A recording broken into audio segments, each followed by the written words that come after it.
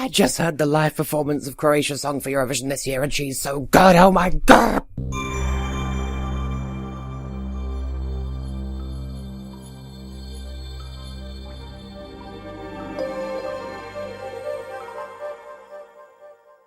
Hello everyone, I am Tessellating Hexagons. It is the 1st of April, so it's the first day of VEDA, because VEDA video every day of April, and it's the first day of April, so it's the first day of VEDA. You get the idea.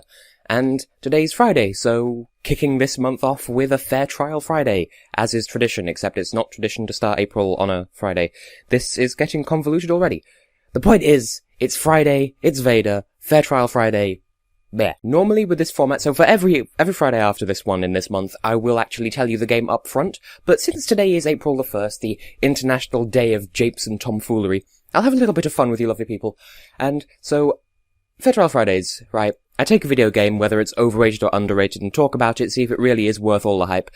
And as I said, normally I'll tell you what game it is up front, but I'll play a sort of meta game with you lovely people, and I'm not going to tell you what game it is beforehand, and I'll see if you can guess by the end of this analysis. I won't say review, but see if you can guess by the end of this review, or analysis, or whatever you call it, what game it is that I'm talking about. So, where do I begin? I'll spout a few facts about this one. First of all, it is, well, I would say the most played game worldwide. I think that's true, but I've done literally no research to back this up, so it's fairly well played worldwide. Actually, that's the only statistic I could think of. Not too sure of the publisher, because sources are a bit disputed over who the original publisher was, but it seems like it's one of those games that went through development hell, and now that it's been released, it's kind of one of those ones where they're constantly patching and adding and changing stuff, so that should narrow down the playing field a little bit, but I won't specify which console it's for because it's for a fuck ton of them, and anyone could play it in this day and age realistically, so there you go. So, well, what do I like about it, first of all? Well, the most common critical response to it is that it's got really good graphics, like insanely, like it's got some of the best graphics for its time just going. It has almost perfect multiplayer interaction. Like, it has an MMO aspect to it, and I'm not usually a fan of MMOs personally, but this game, like, there is a single player campaign, there is a story mode, there is a surprisingly well-implemented multiplayer campaign. It doesn't support the problem with the MMO aspect is it allows players from all nationalities to participate, but the language of the game depends on the server you're playing on, which is a bit of a hassle if, say for instance, if you've got a friend who you want to play with on their server and they live in, like, I don't know, Germany or somewhere, and then everything's in German. If you don't speak German, that's a little bit unfortunate. But, I mean, at least that means that it's got spot-on localization, because, I mean, okay, there are a lot of typos in the localizations, depending on which server you're playing on, of course. But, for the most part, I mean, yeah, the UK-based, certainly if you set the game to UK English, it's actually in UK English, which, I mean, you know, cracking job there. One criticism that a lot of people have about it, and again, this varies with the server and the individual experience. Certainly in the multiplayer, there has been some questioning over the moderators and the people who are in charge of the servers, because some people aren't too fond of them or their practices, so some people like them, some people don't, and this can cause unrest in the multiplayer campaign. In the single-player campaign, obviously, admins and mods aren't really a thing, but there's like a single-player equivalent, and they kind of work the same way, to be honest. And again, how liked they are depends on the individual experience, as does the story, because the story's relatively well written.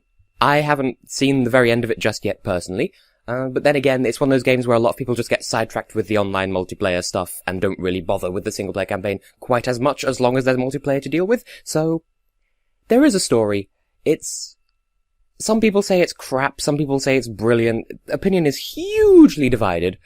So, in my personal experience, it's alright. It has some really high points, it has some really depressing low points, so it does kind of feel like it's written by a team of schizophrenics on crack. Not to be offensive, it's just, it can't pick a direction and run with it. That's my take on it. I will say though, my one biggest criticism with all this, apart from the prevalence of trolls in the online multiplayer and the simulation of trolls in the single player as well, I think my biggest complaint is There is no tutorial. Well, I mean, there is, but it's really shittily handled, and it has a load of, like, little, not memory games, but like sort of test things to make sure you know what you're doing, and they are so badly handled, oh my god. Like, the tutorial, like, the controls are fairly obvious and intuitive, but apart, like what you're actually meant to do, it's so badly explained.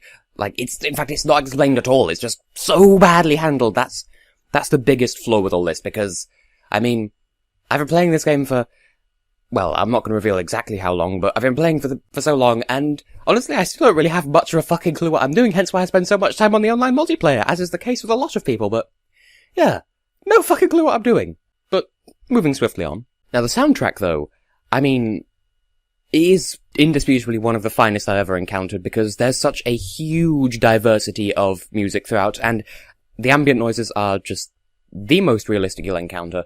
And yeah, the soundtrack, there's so many artists involved in the collaboration of it. Like, there's real-world artists, there's game music producers as well, but like actual recording and charting artists to such an extent that there's an in-game chart as well with real-world music, and that's clever.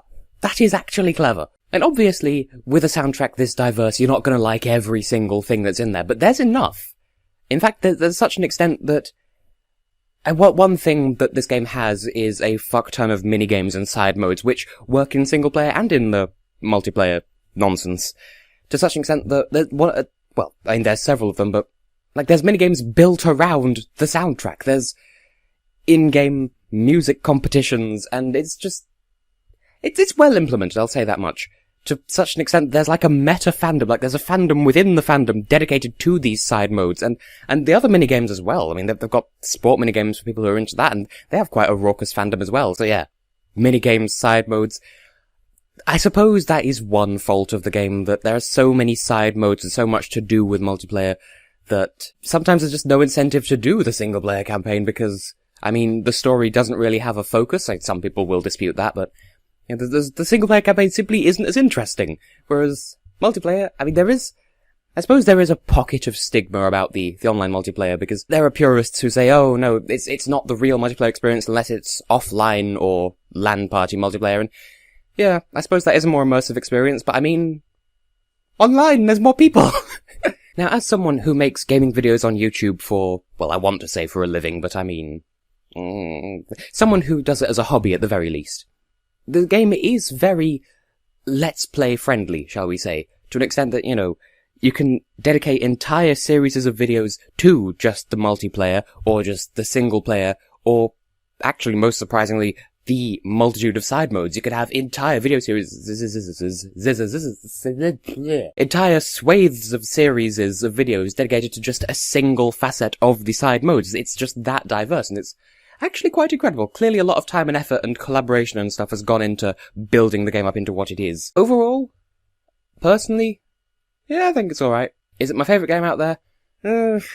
I suppose by default, kind of, but I mean, there are other things that I'd rather play, but anyway, I've drip-fed you enough ambiguously worded information. I'd be genuinely curious to see, what games do you lovely people think I'm talking about? Because there is one game that I have in mind when making all these vague descriptions, and, you know what, actually, pause the video now, and just comment, if you want to, what game am I talking about, because this is a genuine little social experiment here. I'll give you a couple of seconds to pause and go and do that.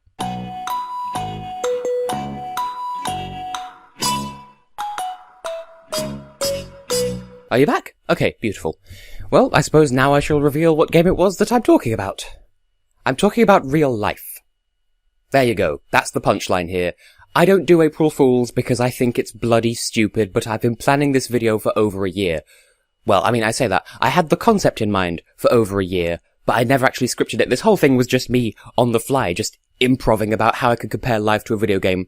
Was it convincing? Probably not. Could you see right through it? Probably, because it is April Fool's Day, and even though, like I said, I've never done an April Fool's video on this channel before, and I do think it's stupid and juvenile, but I mean, a format where I review things falling on Friday the 1st of April, it would seem like a missed opportunity not to do a piss-take review. I mean, come on. So yes, I had been planning this since before last year's VEDA when I realised that VEDA 2016 would begin on a Friday, so There you go. That's the joke here. Was it funny? Probably not. But hey, that's today's VEDA video, and in all seriousness, let it serve as a tutorial for what to expect from Fair Trial Fridays in the future, because Fair Trial Fridays for the rest of this month are going to be more serious, and they're going to be better delivered. They're not going to be as improvised. They're going to be much better handled, basically. This was just me taking the piss because it's April Fool's, really. So, I have been, and will continue to be, Tessellating Hexagons, and I'll see you in the next episode of VEDA, which is tomorrow, or whichever other of my videos you happen to choose to watch next. I don't have a proper second half to my outro, but, have a nice life.